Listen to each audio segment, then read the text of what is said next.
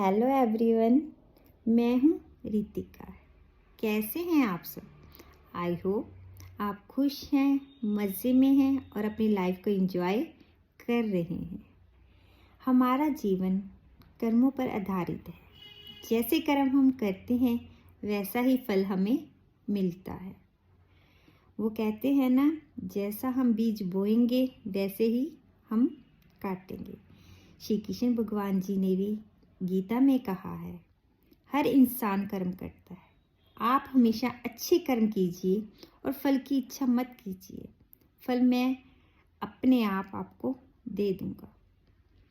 मैं आपको एक उदाहरण के तौर पर भी बताते हैं कि कर्म का फल कैसे मिलता है, वो लौटकर कैसे हमारे पास आता है। एक सेब का पेड़ होता है, वहाँ पर एक आदमी जाता है।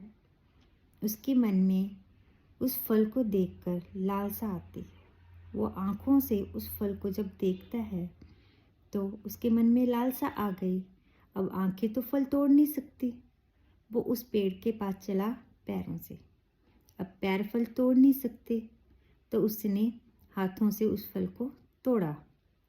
और हाथ तो अब फल खा नहीं सकते तो फल किसने खाया? हमारे मुंह ने। अब वो फल हमारे मुंह में तो नहीं रहेगा, वो गया पेट में। अब जब माली ने उसे देखा तो डंडा कहाँ पड़ा? पेट पर। पेट पर डंडा पड़ने पर आंसू कहाँ से निकले? आंखों से। तो देखा किसने था? आंखों में। यही कर्म का सिद्धांत है।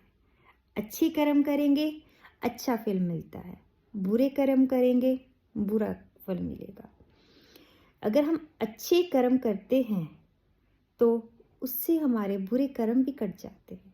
लेकिन अगर हम बुरे कर्म ही करते रहेंगे तो उसका फल तो हमें आज नहीं तो कल भोगना पड़ेगा। जैसे कबीर जी ने अपने एक दोहे में भी कहा है, बोया बीज बबूल का आम कहाँ से पाए। अगर हमने बीज ही बबूल के पेड़ का बोया है तो वहाँ पर आम कैसे लग सकते हैं? इसीलिए हमें हमेशा अच्छे कर्म करने चाहिए और सोच समझकर ही करने चाहिए। कभी किसी के बारे में बुरा नहीं सोचना चाहिए।